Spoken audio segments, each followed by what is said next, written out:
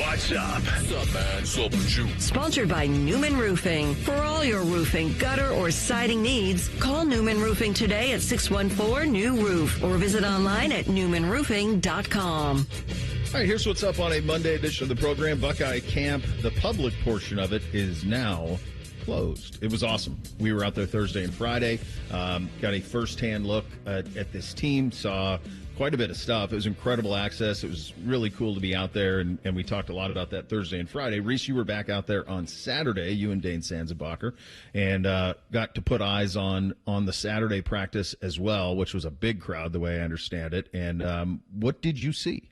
Everything. It was the perfect football weather. Yeah, it was. If there were 700 people there on Friday, significantly more Saturday. I'm not going to break any news here. This team is really talented. Yeah. And the iron sharpens iron phrase that we've used for the past couple of seasons, I think will mean more so this season because of their lack of overall experience in actual football games. I was shocked as hell when I saw Zebras come out with the chain gang and they scrimmaged right in front of where the fans congregate. Oh, really? Right near the bleachers. They went about as live as you could. Now, the quarterbacks all had black jerseys on, so you weren't touching them. It was a little above thud tackling. There were a couple of pileups where you wanted, please don't roll on any ankles. Right. And they gave the fans everything and more. Like, it was a spectacular job done by that coaching staff, but also with the understanding that you need to give them as close to game reps as possible because you've got 27 days until Texas. Dude. You don't have any time to just do 7-on-7. You got to put your best 11 against the best 11, and you got to play football. How do they split because on Thursday and Friday it was kind of co-ones? Yeah. How did it go Saturday? So that's how they began things, where they split everybody up and they kind of mixed and matched. Like, I think you had Lincoln you had Julian and Tavian with the ones on one part of the field, and then you had Lincoln and some of the ones. Jeremiah was with Lincoln. But then when they got together, it was just offense versus defense. And how did they handle the quarterbacks? They rolled a lot of guys there. Julian got the start. Okay. And I would say Julian got most of those reps. But it wasn't by much. And I'll say this. Julian Sayin's a better quarterback than Lincoln Kienholz. It's not by much. It's not by leaps and bounds. But he is taking steps to separate from this quarterback battle. Now, I say better quarterback overall, but we know there is so much more than just being the better quarterback to command an Ohio State offense. I like how you phrase that. He's the better quarterback. But there's a lot to that, as you just alluded to. And one part about it is there's a physical presence that Lincoln has that Julian doesn't. Lincoln is built. I mean, Lincoln's probably the best athlete on the whole damn team. I mean, if they did in the old days when they did like celebrity, they would do these things where they would cross-train stuff, and you would do track and field and basketball and baseball and golf. Like if you did something where it was like a decathlon of sports. And you took like 10 sports that we all play with a ball, and you said, who's best at these 10? I would take Lincoln, even over Jeremiah. I mean, I'm sure I know he's an incredible basketball player. He's a dude at baseball. Ryan Day has told us he's a 4 handicap or something like that at golf. Like, I think he could do anything with a racket, stick, ball, sign him up. And he's physical. And so what he would do if they go with Lincoln, what he would do is, that's why I think this is such a fascinating decision, because if it is Lincoln Kienholz, then the offense can be very similar to what it was last year with Will Howard, where there is a running quarterback element to it. My perception is, if it's the better quarterback, as you phrased it, and it's Julian Sayin, then that is much more closely aligned with what we saw with C.J. Stroud, his 2 years as a starter. And that's fun. Both of them are fun. But there's a choice that's going to have to be made there. And that, to me, is going to be fascinating, because it's really going to determine what the offensive identity of this team is. Let's hear from one of the guys who's going to be making this decision. It's Brian Hartlaw. Here's what the offensive coordinator, B. Hart, wants to see from the quarterbacks over the next couple weeks. Consistency. What you do most often is exactly who you are. So whether you consistently make the play, consistently communicate, consistently loud, consistently have energy, consistently prepare well, whatever that is, the consistency level of anybody ultimately dictates your identity. All right, here's Brian on the quarterback-receiver relationship and how they're building it. I think anytime you can work together, guys are getting a feel for each other. Not only just, he throws the ball like this. It's more about the camaraderie. He has my back.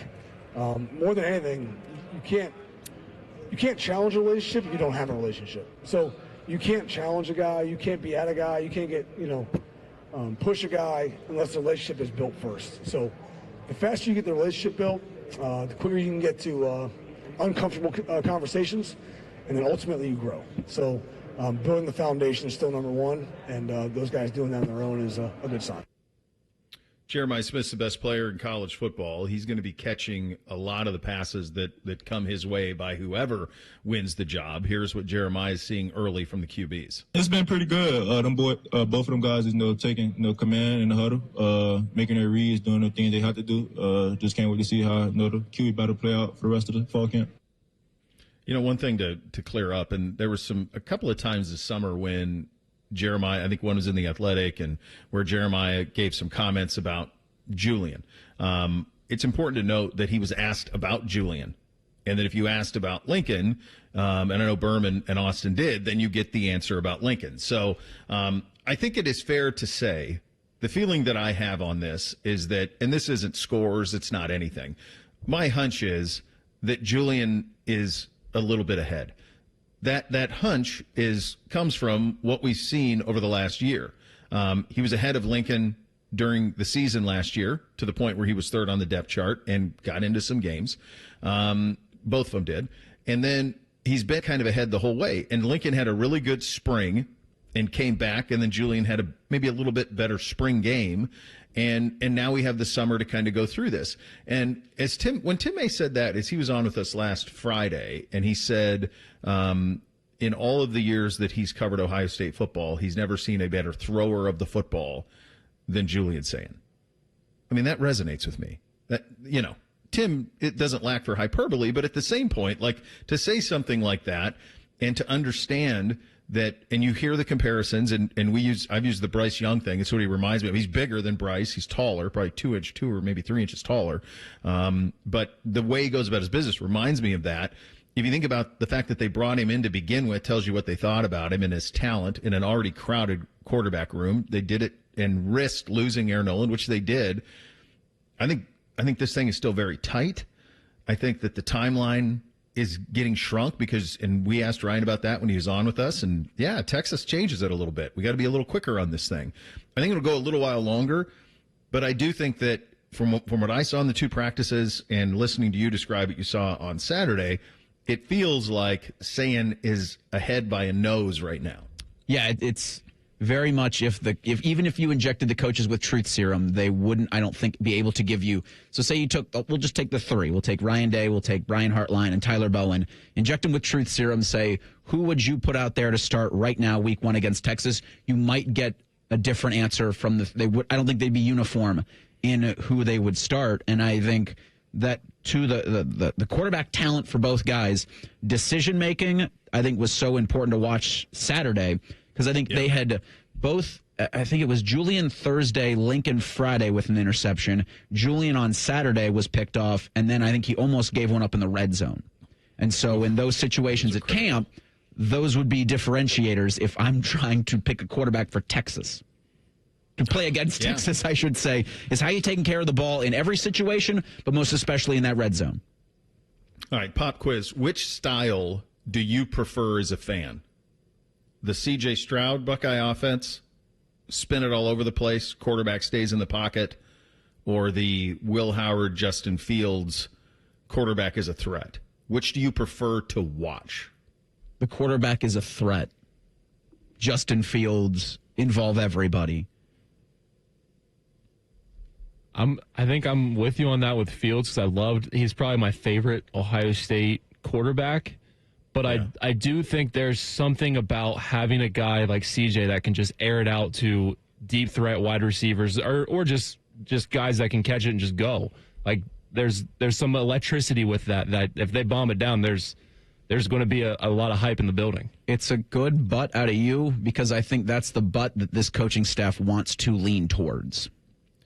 If it's going to be the CJ Julian path, or what we think Julian's going to be, which is play like CJ. If it's going to be that path, guys, the room that we're not talking about enough, because I do think the offensive line is going to be very, very good. We know the receivers are good, and Claire's going to be an incredible weapon. That running back room has got you hear great things about Peoples and Donaldson.